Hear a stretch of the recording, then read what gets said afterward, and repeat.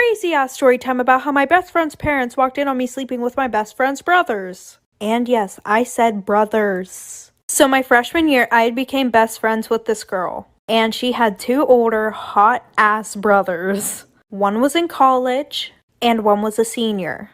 Well, it was Christmas break, and her older brother from college was home. And my parents let me go with them to Florida for Christmas break. They had a super nice beach house, and I was sharing a room with my best friend. And the boys were sharing a room. And our room was connected because there was a bathroom in the middle. Well, my best friend got super sick the first 3 days of the trip, so she didn't do anything with us. So I was hanging out with the boys all the time. Well, the one night we were on the deck and we started to play Truth or Dare. And one of them asked, "Would you sleep with us?" And I said, yeah. So at around 3 a.m., I snuck into the room and things started to get real nasty. There are kids on this app, so just use your imagination. And things started to get really loud and we woke their parents up, like for part two. Part 2. So we thought that we woke their parents up and we heard someone walking up the stairs. So I ran into the bathroom, hid, and they asked if everything was okay. And I was just like, oh, I'm not feeling good. I think I caught whatever my best friend has. So they went back downstairs and we thought they went back to sleep. They were never asleep. So we decided to go onto the deck and finish the nastiness that we were doing. And I was like, oh, okay, we don't have to be that quiet now. Because their bedroom was in the front of the house and the porch was on the back of the house. And we were on the second floor, and below that there was another porch with a fire pit and everything. And I could see below us. Well, out of the corner of my eye, I thought I saw somebody walk into the house. But stupid me, I just ignored it. Not even a minute later, I hear the sliding door open. And I hear, and we all turn around and everybody's standing there. So they sent me home and told my parents. But I didn't get grounded because low-key my mom knew I was a hoe.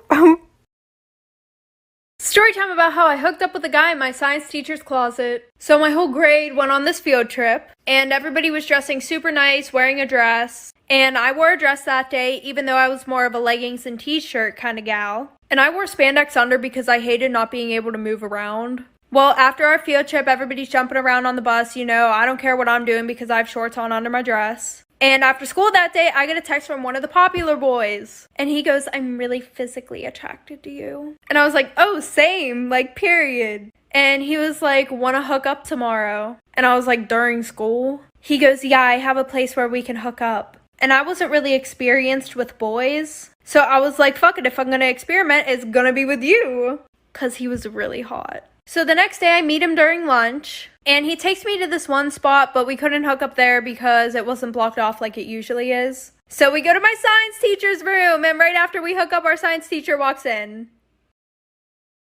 Story time, my boyfriend beat up his ex-girlfriend because she tried to kill me. So it was my sophomore year in high school, and I had just gotten with this guy who was fresh out of a relationship. And let me tell you a little bit about his ex-girlfriend. So before him and I even started dating, him and his ex-girlfriend were together for 2 years. And guys, this girl was fucking psychotic. Let me give you a quick example. Last year, I had a class with him and her, and the teachers assigned partners for this one project. Well, her boyfriend got paired up with this other girl. And anybody who would even talk to her boyfriend would get jumped by her and 8 of her friends. So his girlfriend starts being buddy-buddy with this girl, and his girlfriend goes, "Oh, do you want to come to the bathroom to hit my dab pen?" So the girl says yeah, thinking that she's being all nice and shit. So they both go to the bathroom and they're gone for 25 minutes. So I asked to go to the bathroom because I want to see what's going on. So I walk into the auditorium bathroom and nobody's really around that bathroom. And this bitch is getting beat the fuck up. Like for part 2.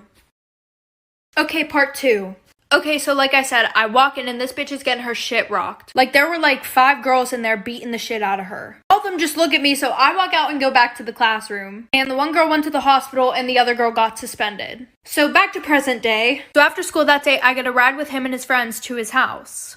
Well, as we're all driving to his house, we realize that his ex-girlfriend's car is right behind us. And it's literally her and all of her friends. And at this point, my boyfriend's really fed up with her shit. Because she keeps following me around school, texting me saying she's gonna kill me, saying he got her pregnant, always says that he's been cheating on me with her. So my boyfriend pulls over the car, and at this point, I think it's a trap. I'm like, oh shit, he's gonna let me get beat the fuck up. Well, he tells me to stay in the car. He gets out and walks over to her driver's door and tells her to get out of the car. So her and all her friends get out, and one of her friends starts punching him. While he's distracted with that, his ex runs over to the car, opens the door, and pulls out a fucking knife. Like for part 3.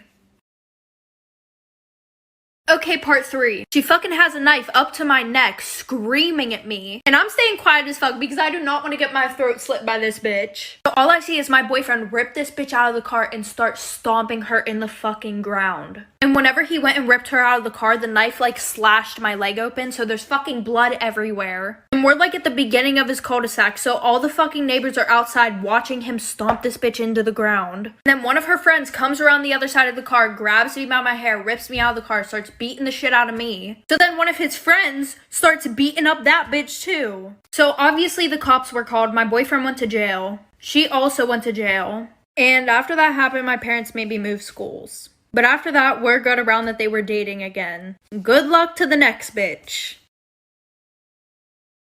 Story time about how I tried to get my boyfriend back for cheating on me, but I ended up with an STD instead. So a little background information. I was dating this guy for about 7 months whenever I was in high school.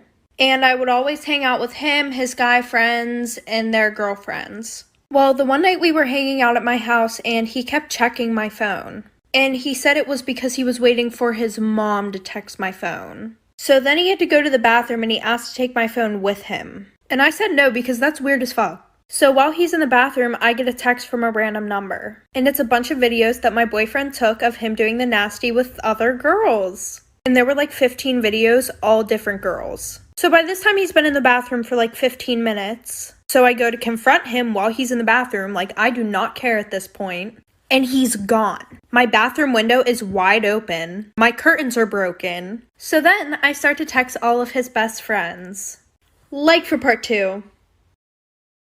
Part 2. So it turns out the person who sent it to me was one of the girls in my friend group. So at that point, every single person in that friend group was dead to me and I needed to get every single one of them back. So like I said, I started texting all my ex's best friends and I asked every single one of them if they wanted to hook up. 4 of them said yes, the other 3 just blocked me. And the 4 who said yes all had girlfriends in our friend group. Well, the girls in my friend group had no idea, so they invited me to their party. And at that party, it was my mission to do the dirty with every single one of those guys. Well, there was this bathroom in the basement, which nobody knew about except the girl whose house it was. So one after the other, I did the dirty with every single one of them in that bathroom. And I made sure to snap a picture or take a video, so that way I could send it to my boyfriend. I know, I'm crazy, get over it. Well, in the morning, my ex's closest best friend came over. Well, I did the dirty with him too, because my ex hated him being around me, because he was known for screwing other people's girlfriends.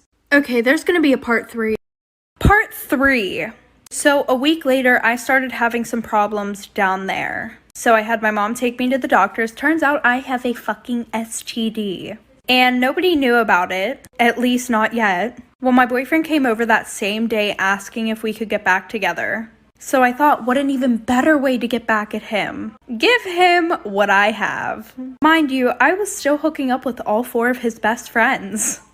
And then like 2 weeks later, my boyfriend started talking to me about how he was also having problems down there. And I was like, oh, maybe you should go to the doctors. So after he went to the doctors, he texts me and he goes, yeah, I have an STD. So then I sent him all the videos of his best friends and I said, yeah, I hope you enjoy living with that for the rest of your life. And I also gave it to all of his friends and then they spread it to their girlfriends. Payback's a bitch.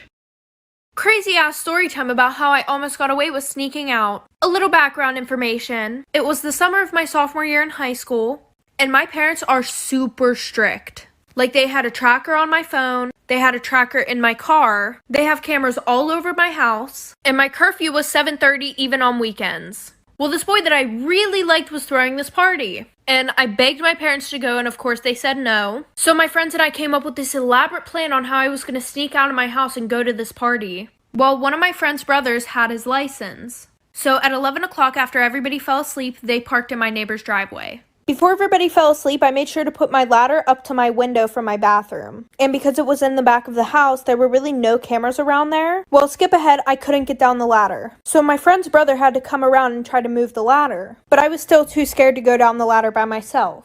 So her brother crawled up the ladder. And once he was on the roof, he tried to help me get down. Well, then he fell like for part 2. Part 2 about how I almost got away with sneaking out. So like I said, he fell off the roof. Let me elaborate on that. So while I was going down the ladder, my foot slipped. So he grabbed a hold of my hand and I started falling along with the ladder. So then he grabbed a hold of the ladder, tried to pull it back, but when he did that, he flipped over the ladder. Well, he fell through this glass table that was on the deck that was around my pool, and everybody in my house woke up. My dad came running outside. Oh, and her brother wasn't moving after that. So my dad called an ambulance, and my friend who was with her brother had to call her parents. And pretty much after that, I got grounded for a full year. I didn't have a phone or anything. They took my car away. They also drilled my windows shut. My friend didn't get grounded because her parents knew that she was going to this party. Oh, and her brother was in a coma for 3 months.